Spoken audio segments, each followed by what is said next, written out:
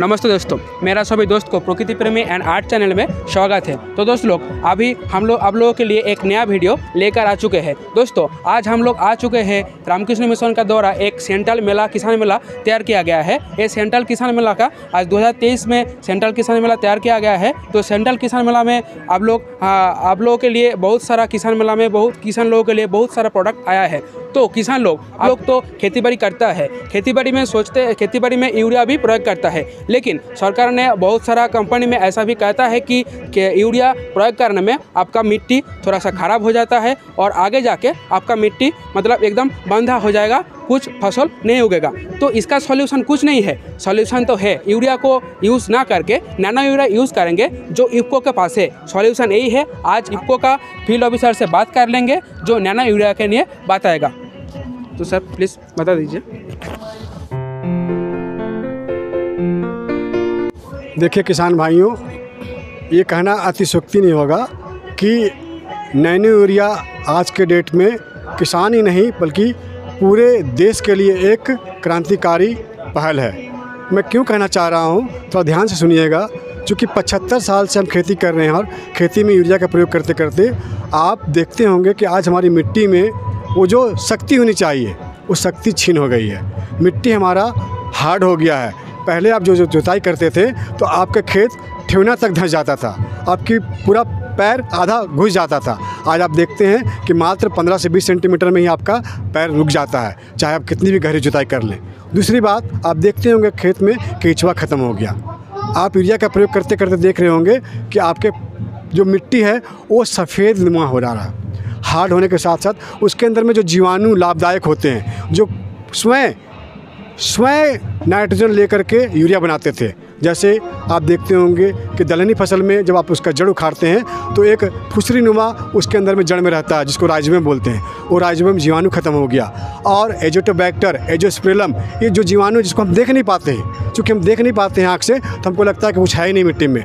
मिट्टी खुद ही एक ऐसा यंत्र होता है जो अपने आप को हमेशा बदलते रहता है। लेकिन रसायन यूरिया के डालते डालते मिट्टी के अंदर में जो रासायनिक या जो तेजाबी गुण आ गया, उस कारण से आपकी मिट्टी ख़राब हो रही है। आप अधिक से अधिक यूरिया दे करके खेती को बर्बाद कर रहे हैं और अपना आमदनी भी कम कर रहे हैं, और जो फसल ले रहे हैं वो फसल भी आपको अच्छा नहीं मिल पा रहा है। तो इसी को देखते हुए इफ्को ने पिछले 2021 अगस्त में एक नया उत्पाद लाया जिसको कहा नैनो यूरिया।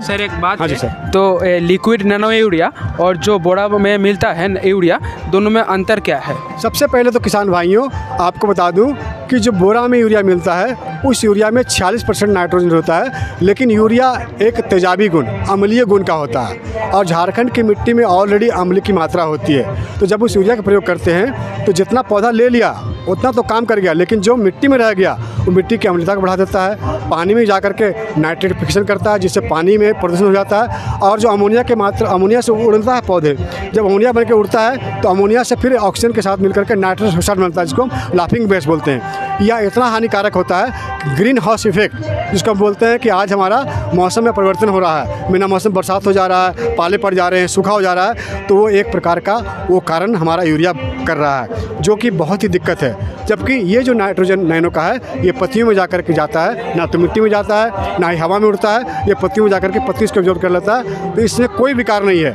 आप अगर इसका दाम समझ लीजिए, इसका दाम 225 रुपया है। 225 रुपये का लगभग 90% पौधा ले लेता है, 10% जो इधर उधर मिट्टी में चला गया वही बर्बाद होता है। तो आपका लाभ भी होता है। तो जो नाइट्रोजन आप मिट्टी में देते हैं वो पौधा जड़ से लेता है। इसमें क्या करना है कि इसको पत्तियों में देना है, ये पानी के द्वारा पत्तियों में जाएगा।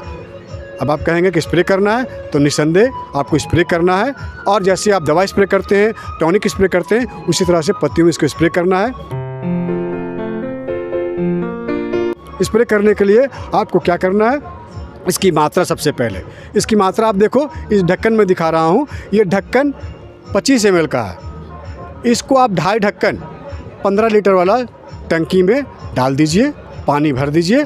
और भरने के बाद जब आपका फसल का पत्ती पूरे मिट्टी को ढक दे या लगभग 80% ढक दे, तो धान के फसल में रोपाई के 30 से 35 दिन बाद, गेहूं में भी 30 से 35 दिन के बाद, या फिर सब्जी वाले फसल में आप देखिएगा 25 दिन में भी, 30 दिन में भी, या फिर आप खुद वैज्ञानिक है, आप देख लीजिए कि जब आपका फसल पत्ती चौड़ा हो गया, पत्ती मिट्टी को ढक दिया, या पत्ती इतना बड़ा हो गया जैसे फूल गोभी है, पत्ता गोभी है, पत्ती बड़ा हो गया, तो उस पर आप धीरे धीरे स्प्रे कर दें।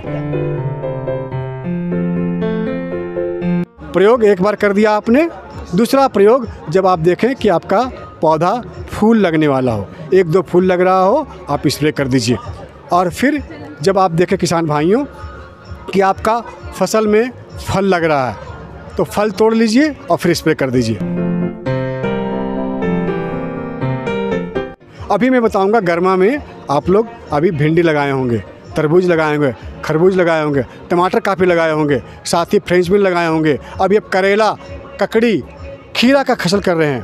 आप देखते हो किसान भाइयों, जब यूरिया का प्रयोग करते हैं तो 25 से 30 दिन या 35 दिन के बाद आपका पत्तियां सूखने लगती हैं। प्रायः झारखंड के किसान जहाँ लाल मिट्टी है वहाँ पत्तियां सूखने लगती हैं। और पत्तियों को सूखने का कारण क्या होता है, जब आपने यूरिया छीटा खेत में और पानी चलाया तो यूरिया तो पौधा ले लिया, साथ ही साथ यूरिया जो मिट्टी में रह गया वो एक प्रकार का जीवाणु उसको ले लेता है, जिसको हम लोग कहते हैं सूखने वाला जीवाणु, उकठा रोग, विल्टिंग। वो 2 तरह का होता है, एक जीवाणु और एक फफूंद। अगर ये दोनों आपके मिट्टी में नमी पा करके, यूरिया पा करके बढ़ गया तो वो जड़ में जाकर चिपक जाता है और जड़ से पौधे का रस चूस लेता है, जिस कारण से पौधा आपका सूखने लगता है। नैनो यूरिया का प्रयोग करेंगे किसान भाइयों, तो नैनो यूरिया आपका क्या होगा कि पत्तियों में जाएगा, स्टोमेटा जिसको आँख बोलते हैं या रंग बोलते हैं, उसके माध्यम से जाएगा और पत्ती में जा करके पत्ती उतना ही खाना लेगा, उतना ही नाइट्रोजन का उपयोग करेगा जितनी उसकी आवश्यकता है। बाद बाकी नाइट्रोजन या जो यूरिया है ये पत्तियों के थैले में, हर पत्तियों के बीच में सेल में थैला होता है, थैले में जाकर जमा हो जाएगा, फिर पौधा को भूख लगेगा फिर लेगा। इस कारण से पत्ती आपका रसीला नहीं होगा, हरा रहेगा और लंबी अवधि तक हरा रहेगा। तो लगातार खाना खाएगा तो लगातार बढ़ेगा, तो इसका विकास अच्छा होगा, इसके कल्ले अच्छे बनेंगे, शाखाएं अच्छे बनेंगे, साथ में फूल अच्छा लगेगा। फूल अच्छा लगने से फल अच्छा बनेगा, और जब फल बनेगा किसान भाइयों तो देखेंगे फल आपका चमकदार होगा, मुलायम होगा, उसमें रेशे नहीं पड़ेंगे, वो जल्दी बूढ़ा नहीं होगा। जैसे भिंडी में आप देखते होंगे कि भिंडी का पौधा जब बड़ा हो जाता है, ज़्यादा दिन तक हो जाता है, तो वो बूढ़ा होने लगता है। और अगर आप भिंडी तोड़ के लाएंगे, करेला तोड़ के लाएंगे, टमाटर तोड़ के लाएंगे, आप देखेंगे टमाटर 4 दिन बाद पीला हो जाके सड़ने लगता है, या आपकी मिर्ची सड़ के गलने लगता है, आपका भिंडी पीला होने लगता है, करेला पीला होने लगता है। लेकिन जब इसका प्रयोग करेंगे तो आप 10 दिन तक भी पौधा तोड़ करके फल लाएंगे, टमाटर या भिंडी या आप जो भी फसल तोड़ करके लाएंगे तो 10 दिन तक भी रखेंगे तो वह हरा ही रहेगा। और आपका जो फसल होगा वो लगातार फूल देते हुए, अगर आप यूरिया प्रयोग करके 2 बार तोड़ते हैं तो इससे आप कम से कम 5 बार तोड़ेंगे, और लगातार प्रयोग करेंगे तो किसान भाइयों आप 10 बार का 15 बार तोड़ेंगे। तो ठंडा के मौसम में जब पत्तियों में ओस ना हो, पत्ती हरा हो, उसमें कर दीजिए। गर्मी के मौसम में 8 बजे से 10 बजे तक, और शाम को 3 बजे से 5 बजे तक कर दीजिए।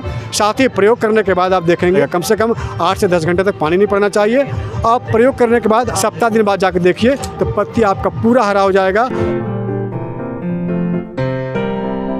और अगर आप चाहते हैं कि आप साग, पालक या बंधा गोभी, आप हरा साग, अगर आप चाहते हैं कि लगातार इसको तोड़ते रहें तो इसका प्रयोग 2 से 4 ml हमेशा प्रयोग करते रहें, और देखेंगे कि किसान भाइयों इससे आपका लाभ बहुत होगा। साथ ही साथ किसान भाइयों मैं अपना नंबर भी आपको देना चाहूँगा कि इसका प्रयोग करने से अगर आपको कहीं दिक्कत होती है तो आप मुझसे संपर्क कर सकते हैं। तो मेरा नाम चंदन कुमार है, मैं इफ़को का प्रबंधक हूँ, और मेरा नंबर आप लिख सकते हैं। मेरा नंबर है 9771473449।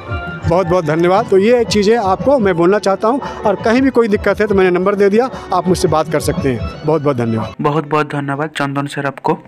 और किसान भाई लोग, आप लोगों के लिए कहना है कि नैनो यूरिया यूज़ करने के लिए आप लोग प्लीज़ बोरा वाला यूरिया को मत यूज़ करके नैनो वाला यूरिया को, लिक्विड यूरिया को प्लीज़ ज़्यादातर यूज़ करें, ताकि आपको भी सुविधा होगा, मिट्टी का भी सुविधा होगा, एनवायरनमेंट भी सही तरीके से ठीक रहेगा। तो नमस्ते दोस्तों, आज मेरा वीडियो हम विराम दे रहे हैं। तो जो लोग अभी तक सब्सक्राइब नहीं किया है प्लीज़ मेरा चैनल को सब्सक्राइब कर लीजिए, और प्लीज़ ज़रूर शेयर कीजिए और लाइक कीजिए। फिर से मिलते हैं एक नया वीडियो लेकर के। धन्यवाद।